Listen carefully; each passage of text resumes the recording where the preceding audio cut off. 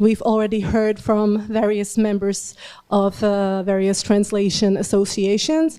Now we actually have 4 different ones, so it will be very interesting to share the practices and get inspired by each other. We have 2 Norwegian speakers, 2 Icelandic speakers. So without further ado, let me introduce the first speaker, Guðrún Baldvinsdóttir.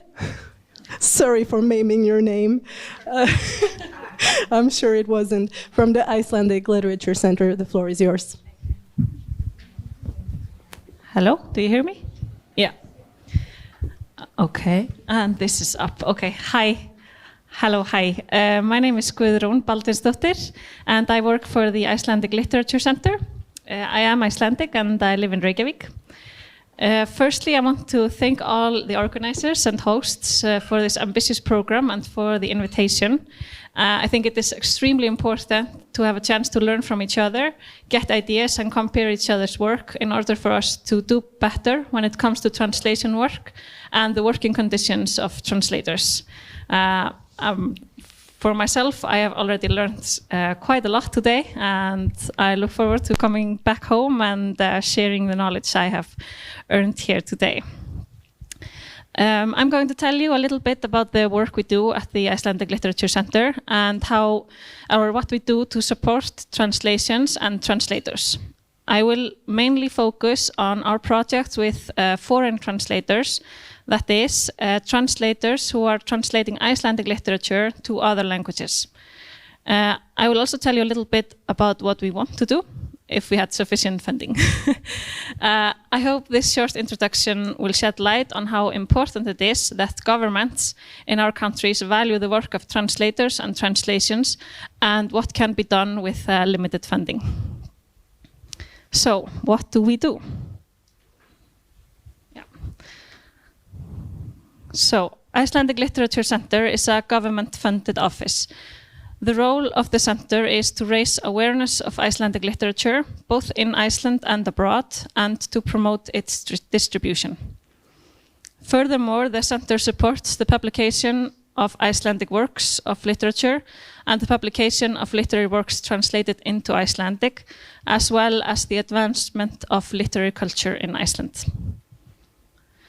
But what does that mean? Our work can be put in 2 categories. On one hand, we give out grants to support Icelandic literature and authors. And on the other hand, we work on various promotional projects in order to get to publishers who would want to publish Icelandic authors, as well as literary festivals and other promotional opportunities for authors. The center is pretty young. It was founded in 2012 after Iceland was the guest country at the Frankfurt Book Fair in 2011, which was an extremely important stepping stone for Icelandic literature abroad.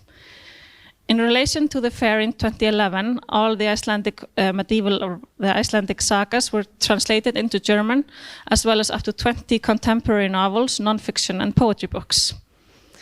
In a country with only 370,000 inhabitants, this mattered a lot to us, and the Icelandic participation in Frankfurt in 2011 showed the Icelandic nation that its literature is something we can truly be proud of, and that there is great interest abroad. Of course, Icelanders have often been proud of their literature, as we are with a lot of things we do, actually. Have been proud of our Icelandic sagas, our Nobel laureate, Halldór Laxness, who won the Nobel Prize in 1955, and in the last 15 years of our crime writers, who seem to be taking the world by a storm. As I said, the center was founded in 2012 after Frankfurt and has since then worked towards the goal of distributing Icelandic literature abroad, as well as the other projects in Iceland. In the last 10 years, we have seen a substantial increase in translated Icelandic books. Compared to a decade ago, there are now 3 times as many Icelandic books translated into upwards of 50 foreign languages. Since 2012. We are proud of these results, and we owe it to the translators who have helped spread Icelandic literature all over. Without translators, this, of course, would not be possible at all. Therefore, we try our best to strengthen our bonds with translators and support them and their work. We also work closely with our sister institutions in the Nordic countries, a cooperation called Nordlit, and we have learned a great deal from them. Since we are only 2 who work at the center, it is vital to cooperate with other institutions in the same field, both at home and abroad. Yeah, so there are a couple of things we do to support translators and translations. First, going to tell you a little bit about the grants we give out, and then I'm talking about grants that are for the foreign or the translators who are translating from Icelandic. We give out translation grants to publishers who are publishing Icelandic books. This is important for publishers who often rely on these grants. The grants are a percentage of the translator's salary and depends on what kind of book it is. We try to support all kinds of books: novels, poetry books, children's books, non-fiction and crime fiction. And when we evaluate the applications, there are a few things we need to make sure of. We try to make sure that the translator is getting paid correctly, although this can indeed be difficult for us, because of various rates in countries and so on. We want the translator to be translating directly from Icelandic, if possible, and of course that the translator has enough experience with literary translations in order for the artistic value will not get lost. We then offer sample translation grants, which translators, publishers, agents, and authors can apply for. We find it especially efficient when the translators themselves apply and then try to introduce the work to publishers. We are very thankful when the translators themselves are interested in suggesting works, and we find that often the publishers trust their translators best with choosing the books they want to translate. This is our experience, but we know this is of course not always the case, and is of course a tremendous work for the translators. The translators who translate from Icelandic, I'm always in awe of them, because they show so much love towards our tiny, tiny language, and they are often they know a lot about the Icelandic literary field, and they try to know what's going on. We also give out residential grants once a year in cooperation with the Icelandic Writers Association. Translators can stay in an apartment that the Writers Association owns, and we cover the flight cost as well as the living cost.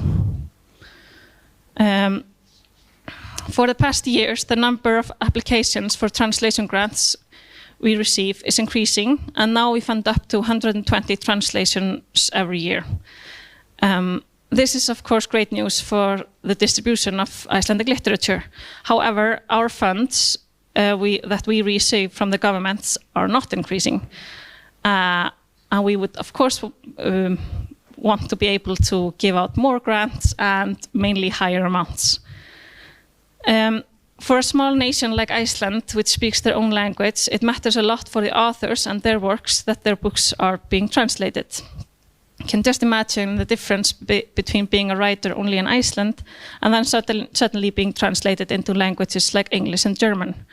Like Magna said, a bestseller in Iceland is maybe 3,000 copies, which then multiplies with other countries. And yes, we also, in our current environment, we also see that literature is traveling via new channels in other media. Books are adapted into movies, TV shows, computer games, and other types of cultural products. Yes. Then we also have other projects that grants are the official way we can support translators, but then we have other, maybe not as official projects.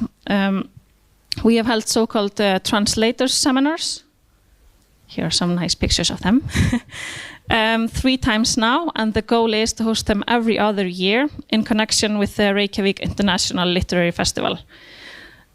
This schedule has, of course, mixed up a bit because of the pandemic, but we recently held one last March, where we invited 15 translators from the Nordic countries this time, who all translate Icelandic literature. At the seminars, the translators are invited to Reykjavik and take part in translation workshops, where they work together on Icelandic texts and are able to discuss common problems when translating from Icelandic, what is similar and what is different between their target languages. We also get authors, publishers, and others to talk to them about the Icelandic literary landscape. This is first and foremost a chance for the translators to connect with each other, and we try to invite both experienced and unexperienced translators, because we want to inspire new translators to choose this career of translating Icelandic literature. In some languages, and a lot of languages actually, we need more translators, and we always have our eyes open for possible new ones. For example, students who are learning Icelandic in the University of Iceland and have shown interest in translating. The award Orðstír, an honorary award. Sorry, I know this woman. Oh, yeah. Oh yes, she's wonderful. An award Orðstír, an honorary award for translation of Icelandic literature to a foreign language, is presented biannually in conjunction with the Reykjavik International Literary Festival and our Translator Seminar most often. The award is presented for an excellent translation of a work of Icelandic literature into another language, resulting in the increased renown of Icelandic literature abroad. The award is awarded by us, the Icelandic Association of Translators and Interpreters, Promote Iceland, Office of the President of Iceland, who's there? And the Reykjavik International Literary Festival. So these are the translators who got the award last time. This is Tune Miklebust, who is a translator into Norwegian. And this is Tina Flecken, who's a translator into German. We believe that personal connections can be fruitful, and we want to do more in that area in relation to personal connections with our translators. And the translator seminars are, of course, a great way to get to know the translators personally. Yeah. Can you see this? Another important step we made a few years back is our translators catalog online, where publishers and others who are looking for translators can look them up on the website. We have information on all translators who are translating from Icelandic, or we try to. So those who are looking for a translator in a specific language, they can filter those ones out. This is a photo, but they can filter by Norwegian, and they can see all the translators who are translating from Icelandic into that language.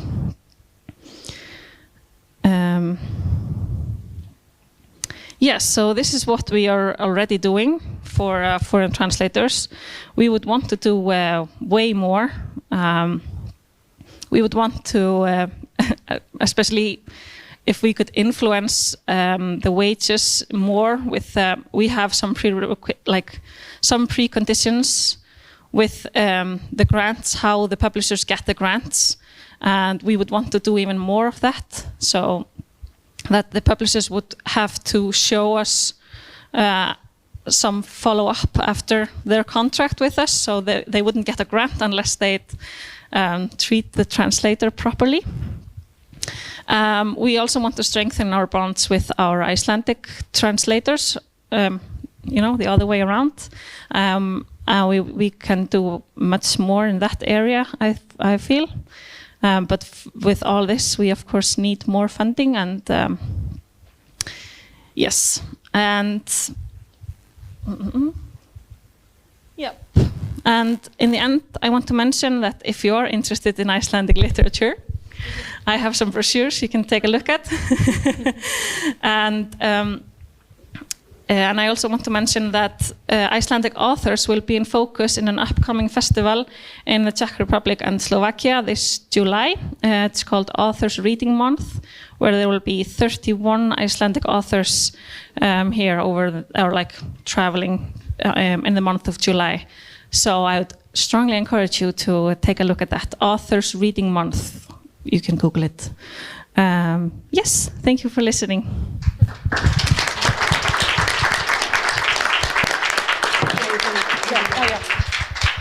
Thank you so very much, Guðrún.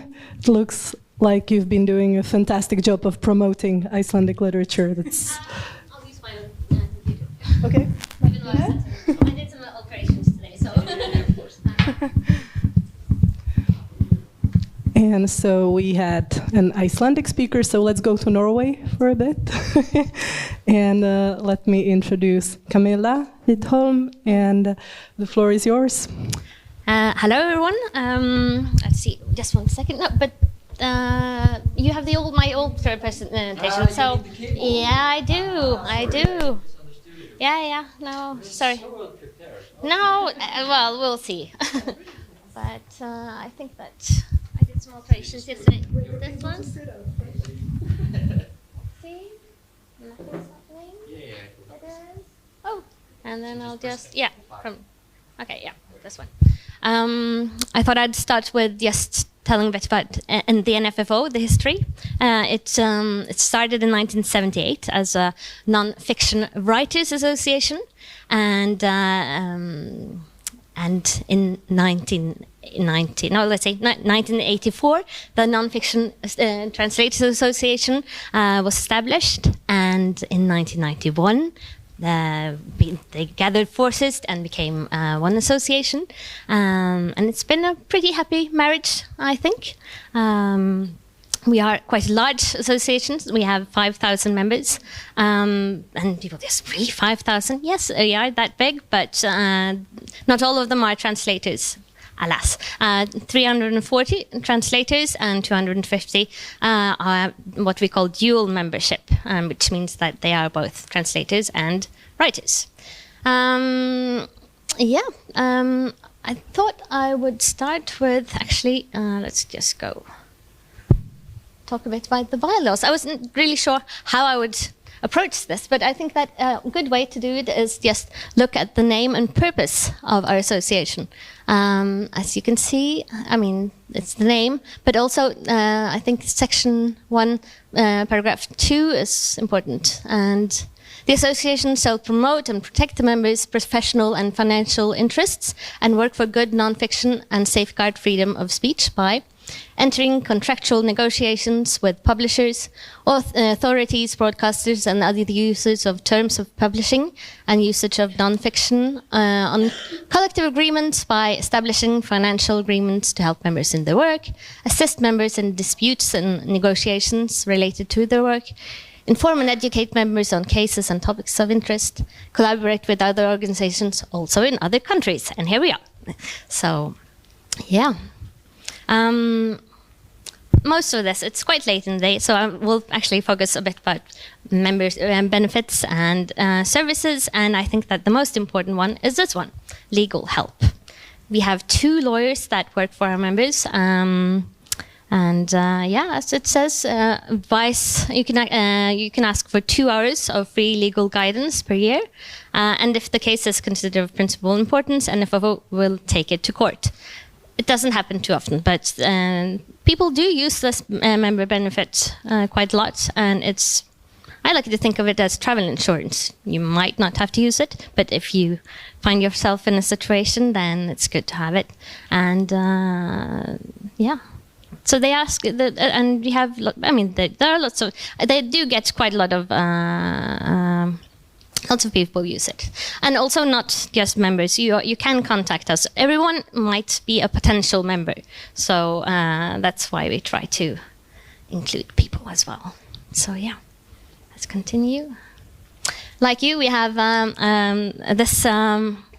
this Finn din oversetter, find your translator. And I will try to focus most of the members' benefits and services we give to our translators. There are, of course, some others for the writers, but this is, I tried to focus on the translators here. And the visibility, is of course one of the most important ones. As you can see, you have, you could also, you could choose between the language you're translating from to, topic, and of course name as well. And it's an opt-in service, so it means that just the people that the members that want to be on this, use this service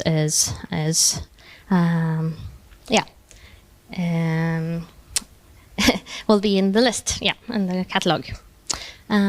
Next in, let's go through it, is Nettverkssted. This is a translator toolkit that we owe with the Norwegian, with NO and Navio. I think it's quite a good service. It has lots of dictionaries as well as what we call Ordingen, which is Translators Circle, where members can ask for mutual help regarding language, tricky terminology, exchange of tips and information. So members of a group can send a message through a server to members, and it's up to each one if they want to respond and participate. So yeah, I use it myself, even though I'm not a translator. Yeah.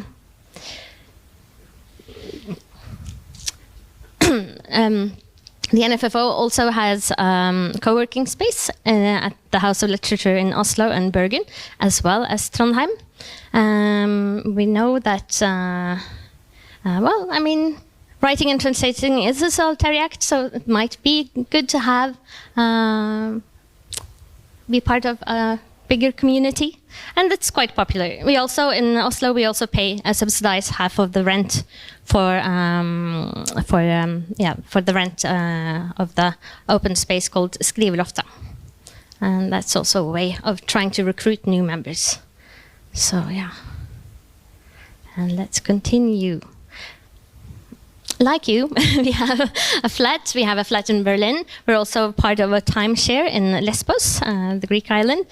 These things are very popular, both of them. You have to pay rent for the Berlin flat, but the Lesbos, it's an old convent. It's very picturesque. Is for free, but you have to travel and pay for the trip yourself. But it's still very popular. And let's continue. What else did I write? Oh, yeah. And in addition to that, we also have our own Airbnb, you might say. It's one way of saying it. It's, members of our association can post flats, houses around the world. You have one in Rome, but also in Bergen, different places. And then we will publish it, and then you can rent it out to other members. Yeah, like I said, writing and translating is a solitary act, and it can be a lonely pursuit. And this is why the NFO organize seminars, workshops, and courses throughout the year, with aim to connect members and give them the opportunities to engage in person with others, exchange ideas, and get them out from behind their desks. Here's a bit different situations we have. Let's start with this one. That's the Hieronymus feast day, Saint Jerome, guardian angels of translators. All of you know this, of course. And this is the first year's Rosetta Prize winner, Guðrún Emilsdóttir. And you can actually see some from the NO and the Navios there as well, because you are represented. This is something we do together. This is from our, we have in November, we have a 2-day seminar for our translators. I think around 100 of our members participate in this, so that's quite big. It's a fifth of all our translator members. Very popular. They considered their annual meeting, although our annual meeting is in April, so or in March sometimes. So this is where it's 2 days filled with what can I say? Festivals. NFFO organizes different literature festivals. This is taken from Oversatte Dager a couple of years ago. That's Translators that we also celebrate with, among others, NO. And this is our garden party. This is taken from our premises in Oslo. This is quite popular, and in such a degree that we now, this year, will also organize a summer party in Bergen and Stavanger. So, and we have different regional chapters that organize seminars and courses and social gatherings for our members, because it's not, I mean, we have 2,000 members in Oslo, but it's important for us to have members all over the country. So yeah, and let's see, what else have I written? So yeah, it's a membership-based organization offering benefits to dues-paying members. It's also an advocacy group for non-fiction writers and translators' rights. And why am I mentioning this? It's because of strength in numbers. And I think that this was mentioned earlier on. This is taken from 2006, a campaign that Hilde Ling mentioned.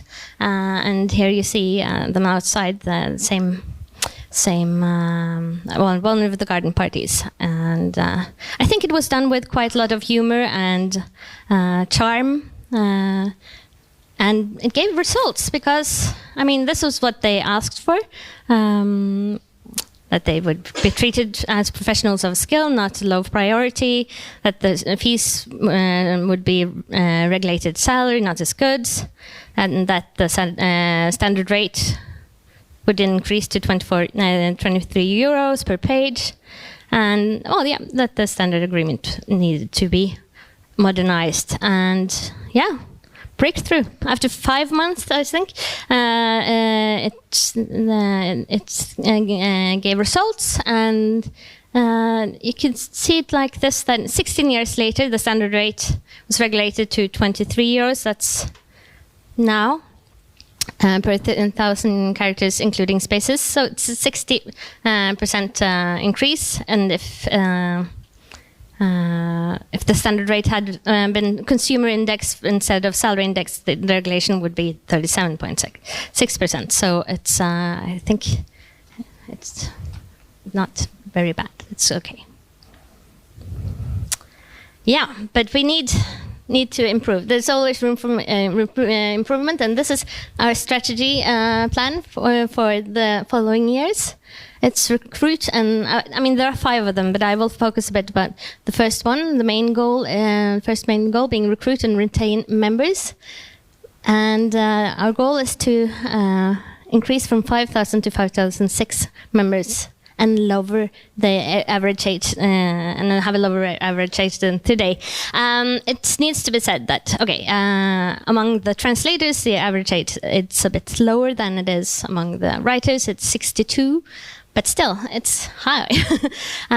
It needs to be lower. I think that in general, translators tend to be a bit more loyal than our writer members. At least that's what the statistics tell me. But still, we need to recruit more people. These are the other goals we have, and they are just as important, but I thought I would focus on the first one. And how do we do this? We've changed. If you look at the bylaws, it said updated in 26th of March this year. And now it's easier to become a member. How do you become a member? These are the membership criteria we have. You have to be a Norwegian citizen or live in Norway, have written or translated and published non-fiction literature, and there are also some criteria for the publications. You need to be the copyright owner of the publication, either as a writer or a translator, and there's also, as you can see, some demands when it comes to the length of the text. But that was what I had.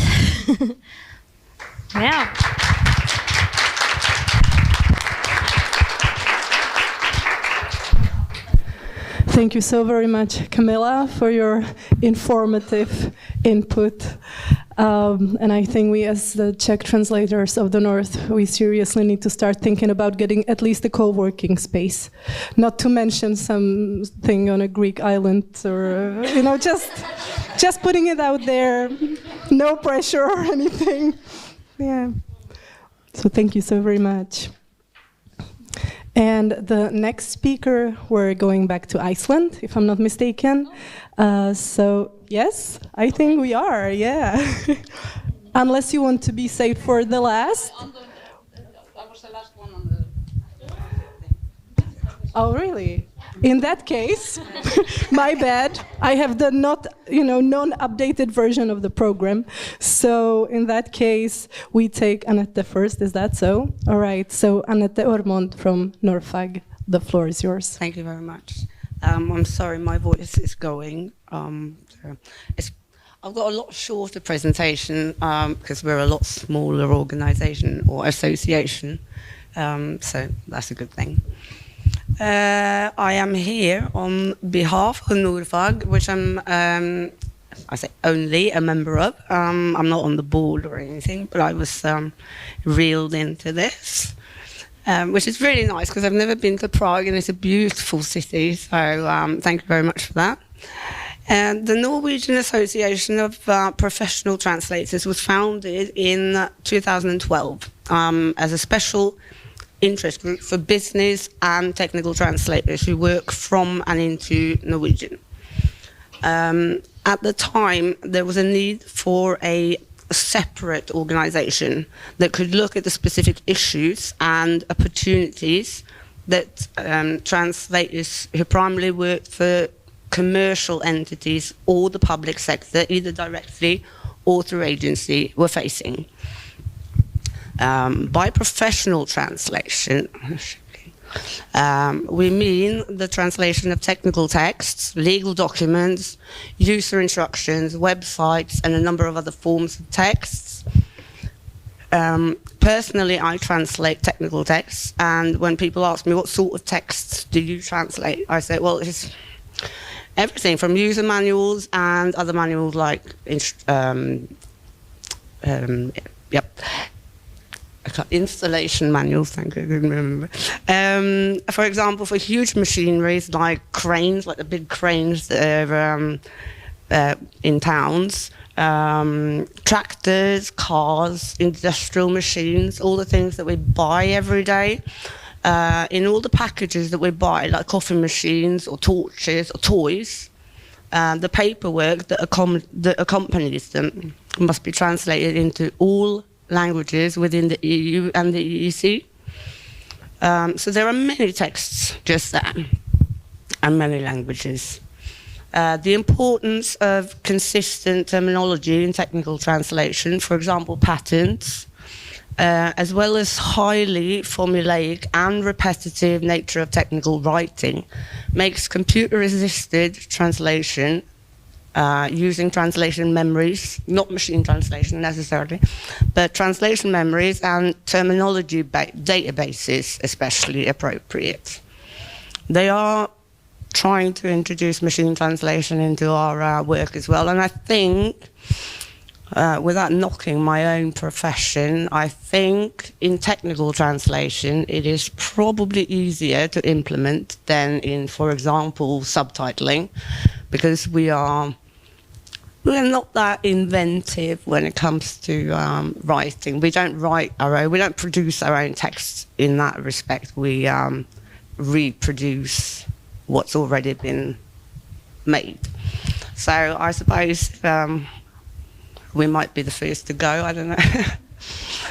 At the moment, though, I don't think, especially in Norwegian and probably many other languages, the tool is just not good enough yet to take over our jobs. But like I said, we are helping to train them. So there are several associations in Norway for different types of translations, as you've all heard here today, both for literary, non-fiction translations, technical translators, audiovisual translators, and interpreters. And we all collaborate on a common issues through a common umbrella forum, the Translation Forum. And a group was founded on Facebook as well with the intention to be a group for everyone who translates to and from Norwegian and for the people who need us. The group is intended as a forum to exchange information, tips, ask translator colleagues for help with translation, moral support, etc. And there's a lot of fun going on there as well. Bring out the popcorn. NORFAG works for the interests of professional translators and as a professional and social community. Since it was founded, NORFAG has strived to create a community where its members can share experiences and debate issues, and where initiatives to improve the skills and standings of professional translators have room to grow. The association has provided several translation tools, including a common license to Nettverksted, the network shop that you talked about, which is a platform for dictionaries and reference works, and translation training courses, for example, how to use translation tools like Trados Studio. And a membership also gives the members discounts to various services such as financial and accounting services, a discount to a bookshop, and NORFAG also regularly liaises with its sister organisations at home and abroad, and students and staff at the main technical translation faculty in Norway, which Manuel mentioned, down Agder University, in order to help shape the future of the profession. NORFAG has developed a professional framework for its members that include quality assurance, a template for terms and conditions, for translation agreements, and guidelines for quotations. NORFAG also assists the members with legal clarifications regarding new laws and regulations that impact our profession, such as GDPR. But it has no way of contributing with lawyer assistance or price setting, unfortunately. There is also no set contract for technical translators like it is for literary or non-fiction translators. And technical translators do not have the copyright of the work that they deliver. The members work for both Norwegian and international translation agencies, the public sector, publishers, and private clients. They work alone, or they can create ad hoc work groups, mostly alone. But yeah, you can form groups if it's a huge project that requires more translators. People from outside can also use NORFAG's membership dictionary to find translators for the rights need. They can search for name, language combination, and subject matter.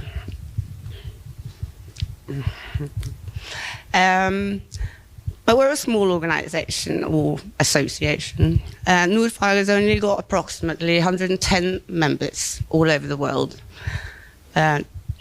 Trained and experienced translators can become members of the association directly, and others can rely on other criteria. For example, the candidate should have a translator education or other higher education at an equivalent level. Other education, e.g. law, economics, can be accepted by a reasoned and documented application. The translator must translate to or from Norwegian. The translator is registered in the Brønnøysund Register. It's a government body under the Ministry of Trade, Industry and Fishery that consists of several different national computerized registers or a similar registry abroad. The person in question has 2 years of practice as a translator. So yeah, there are a few criteria to become a member, but that might be why we have so few members, I don't know. Some of the members are also members of other translator associations, both in Norway and abroad. NORFAG is registered as an interest organisation and is run by a board that comprises of 5 members and 2 deputies. And they meet approximately 6 times a year and hold an annual meeting where accounts, budgets, future plans and the executive committee's report is shared and approved by the members. So it's a lot smaller organisation than, say, 5,000 members. This is why it's more difficult to offer things to the members. But we hope to grow and we hope to be able to offer more in the future.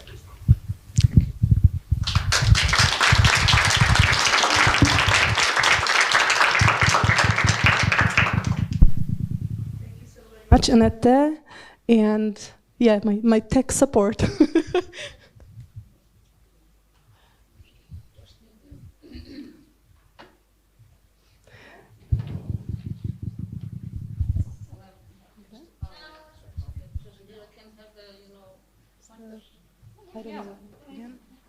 Right. Thank you.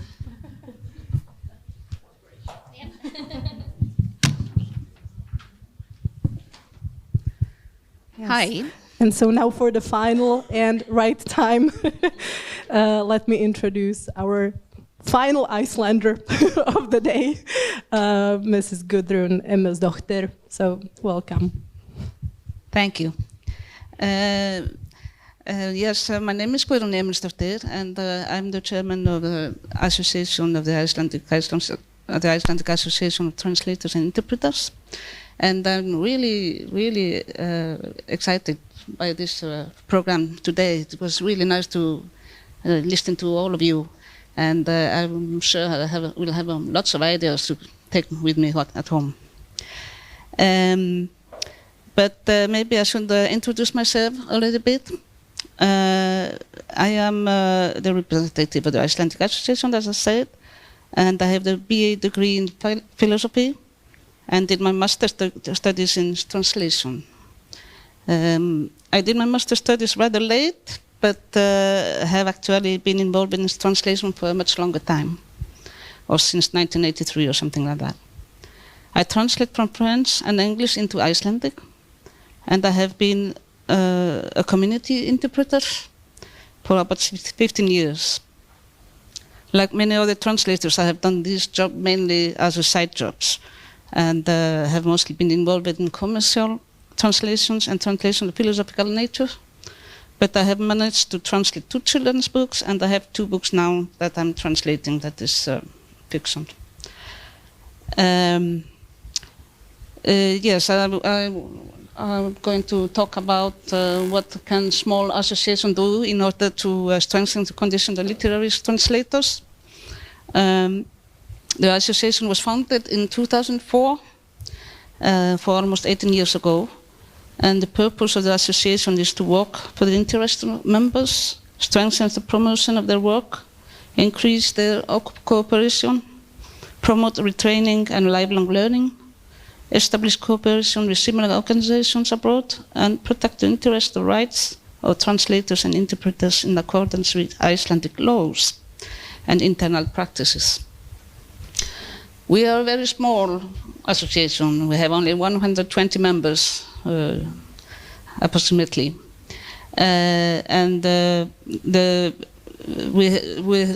Literary translators, commercial translators, and interpreters can apply for the association. So they are not all literary translators.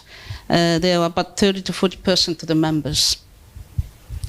In Iceland, we have also another association, the Writers' Union, and the literary translator can apply there too.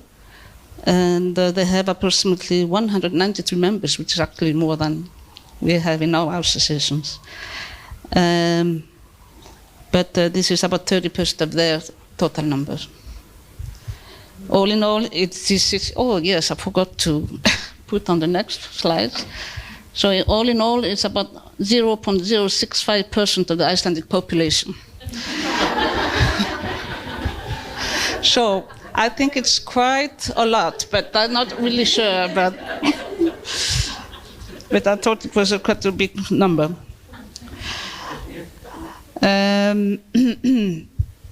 Okay, the board of the association. I'm sorry, you hear me?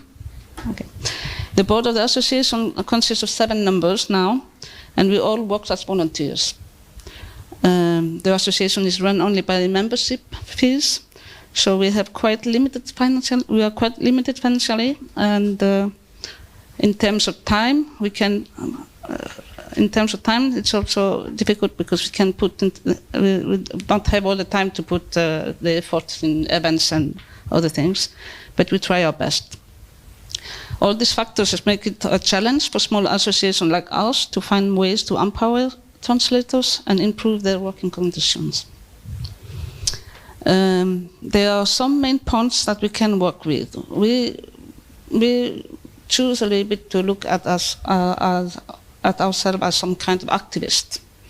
So it's good to work in the ground, on the ground field a little bit. And first, there's the eternal question of visibility. You all know about this, I think. We have to go on stressing that translation of literary works is the authorship of a translator, and is as such protected by copyrights of translators. One of the main issues here is to get the editors to recognize the importance of putting, for example, the names of the translators on the cover of the translated book. And the European Council of Literary Translators. I just clicked it. Okay. Is it on? Okay, well, it's a different sound. Okay, yes, the European Council of Literary Translators Association conducted a survey on the working conditions of translators among the European translation associations in 2020. And the general report has just been issued for a few weeks ago and will be published officially in the next months, I think. But I'm going just to show maybe 1 or 2 slides, just to a little bit tell you about how it looks like for Iceland. One of the questions in the survey was about where the name of the translator was usually mentioned, and it came out that the percentage of the front or back cover is very low in all the countries.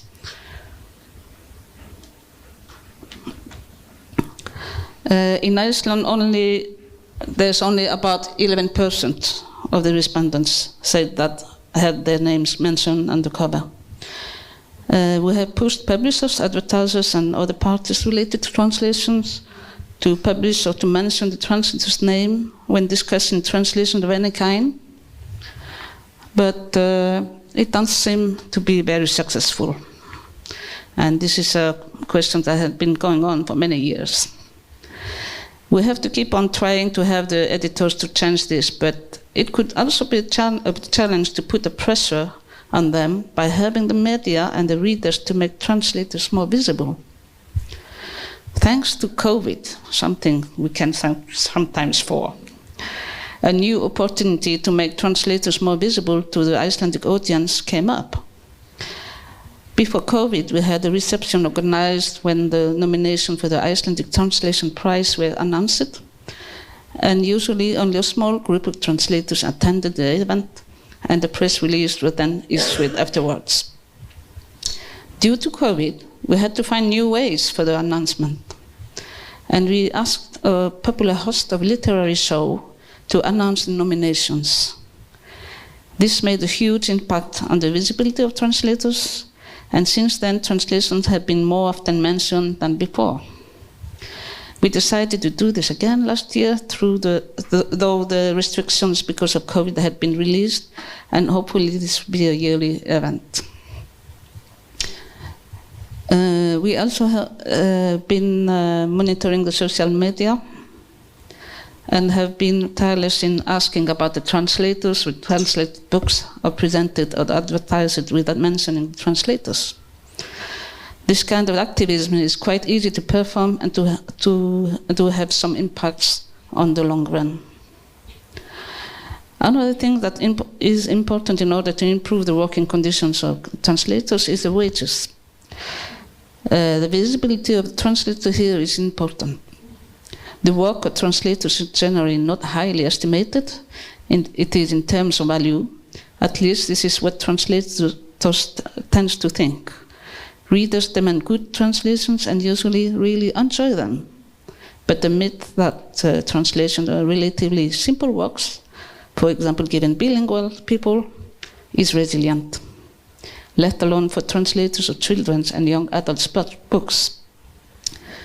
The translation work is not visible, and it leads to people to not realizing the work behind each translation. When people read books that have been translated in the mother tongue, they don't think of somebody sitting and struggling with words. They just think like if the author had written the book directly in the language. And it is actually what the translators want, because then we can say that the translation has been successful. But it is a job like others, and translating books involves a certain pedagogical responsibilities, both in terms of the meaning of the text and the treatment of the language. So if the translator's salaries is not reflecting the work that is put into translation, then there is a certain risk that translators will flee the profession. So in the above-mentioned survey done by Seattle, the European Council, we can see that Iceland is not in so bad situation as I thought concerning the fees in comparison to other countries in Europe. But on the other hand, there are some aspects of the translation contracts that need to be addressed, like Magnea mentioned in her presentation. But if we only look at these numbers here, we can see that Iceland is actually the fourth highest per stroke, per thousand strokes. So it's good news, but it's not enough because there's some other things that we need to address. One of the association's objectives is thus to improve these issues, both in terms of visibility and wages. We will use the results of the European survey about the working conditions of translators to take some actions when there are some gaps, that need to be fixed. But it is my belief that for successful improvement of the condition of translators, we need to cooperate with other similar organizations in other countries and learn from each other, like we do today. Especially for small associations like us, because with 120 members, we can't do very much, but with other associations. And in Iceland, we have a good cooperation with the Center of Literary Centers, and of course with the writers' unions. There is no representative from them, except maybe Magnea. And it's very important. We are part of a Nordic Translation Association network also, and we are also a member of the, as I said before, the European Council of Literary Translators Associations. These two networks are of great value for us, and it is very important for such a small associations as ours to find the support we need when taking some actions that are new to us. So our associations may be not very big, but we really have the ambition to improve the working conditions of translators and interpreters and protect their interest. In these terms, we have a Facebook page where we try to put news about translators and the translations regularly. And we are now in the process of designing a new homepage. This is the old one. We had an internet attack for 2 years ago or so, maybe 3 years. And since then it has been down. So we are now designing a new homepage. And I just heard from the designer yesterday, and she said she has something to show me when I come back. So I'm really excited. Yes, just as I said, cooperation with other organizations is very important. And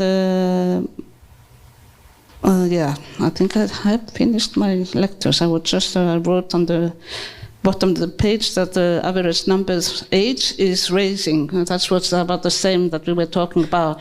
We need to renew, in the members. So now I think one of the next tasks would be to try to get to the, for example, to the one that are now learning, and to get them to come when they finish the studies, then to come to us. Thank you.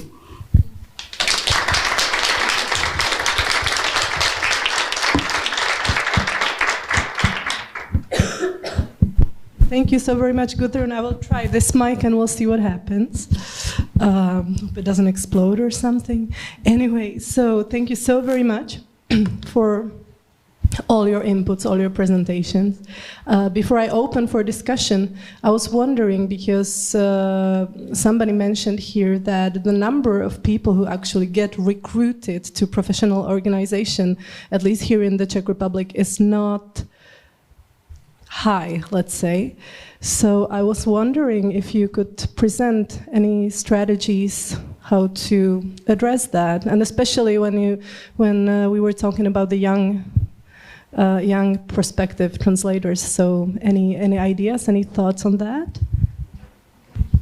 Like I mentioned, we have visibility is everything. There are so many people, translators and writers, that don't know we exist, and that is a problem. We have 8 regional chapters, and that means regional members that represent us in different cities. And like last year, I'm in charge of this, so I know this quite well. I was in Bodø, and I recruited a young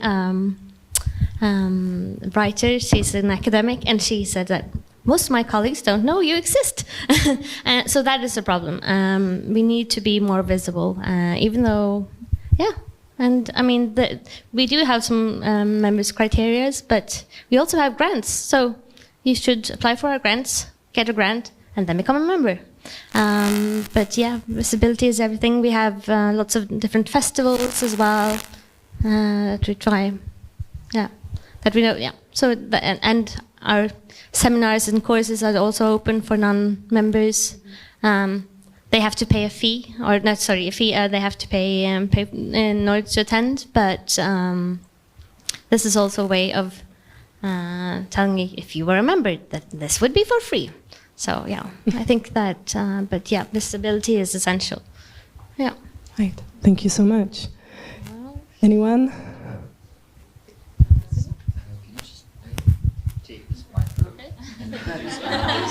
You're stealing mine all the time. Our idea is about recruiting new members. It's to go to the university and talk to the students there, and maybe with the Facebook page we can, try to get some more people.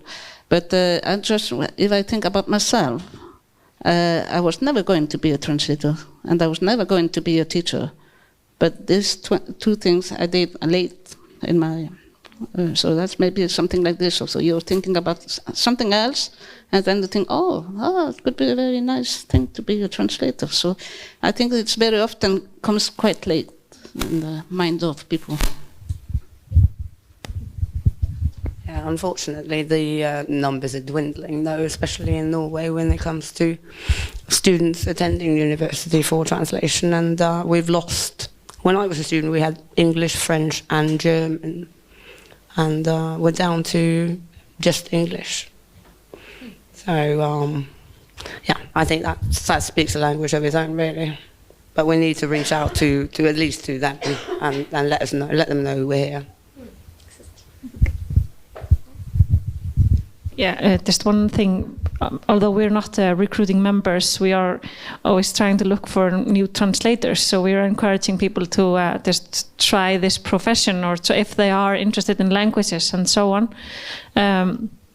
So, for example, with our Translator Seminar, we have, and this is thanks to Iceland being a small country, we have just heard from word of mouth people that are interested in languages and have speak fluent Icelandic and are like a language people, and we contact them personally, and we have invited them, like, do you want to come to our translator seminar? Do you want to be a guest and try it out? And they have been honored, but this is of course a bit expensive and a bit of a work, but when you think about the work that can come out of it, the gain that we get from it, then I think it matters. So yeah. Okay, so I think it's time to open for discussion and questions from the audience. Don't be shy.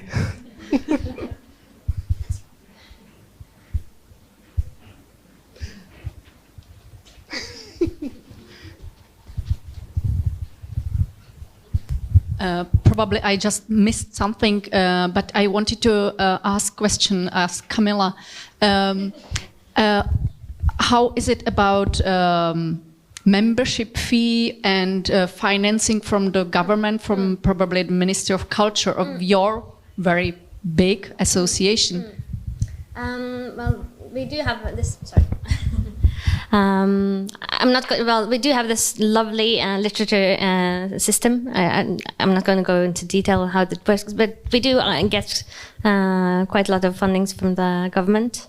So we 8 million, 7 million, what you're supposed to give out in grants every year? Yeah, about 8 million euros each year. When it comes to membership fees, it costs. It's not very expensive, but it is money if you don't use your membership benefits. It's 1,300 kronas a year, and 650 if you're over 67, and quite a lot of our members are like that. So we understand. But it's true, and we don't want to lose them. I mean, it's important to retain the members, but we do appreciate them, and they attend most of our things. So it's important, this mix of new voices and old, I think. And you can also, you don't really have to. If you don't, should I say this? If you earn less than what is the minimum in Norway, then you could ask to get, then you don't have to pay. So that's also, we try to be as inclusive for everyone as possible. So yeah. Do you have any membership for probably young?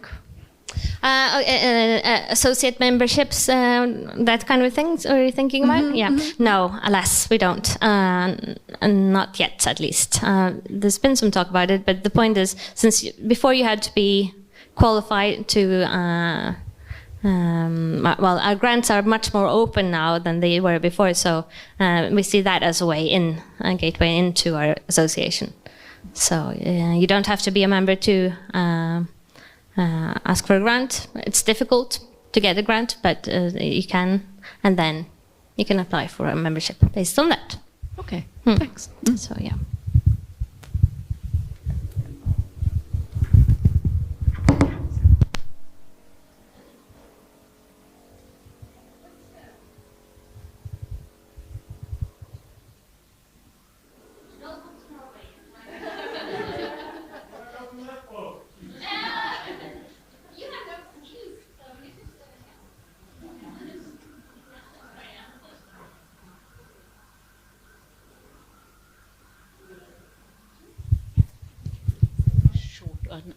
An easy one, but I'm not now sure if it was for Camilla or Annette, because you told us, one of you, that the member must be living in Norway. Is that so?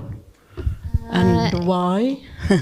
Why the criteria? Either you have to be a Norwegian citizen or live and work in Norway.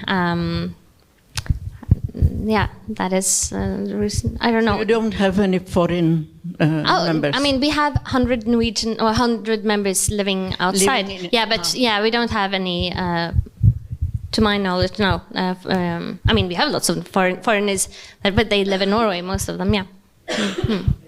So, yeah.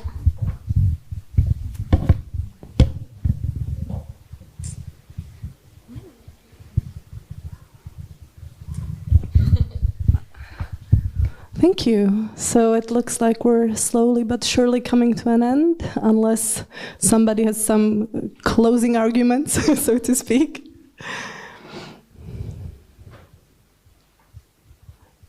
Your last chance. No? Yeah, come on. All right, so from my part, let me thank you so very much to all the speakers, all the panelists. I really appreciate you being here and talking so beautifully and interestingly, and thank you.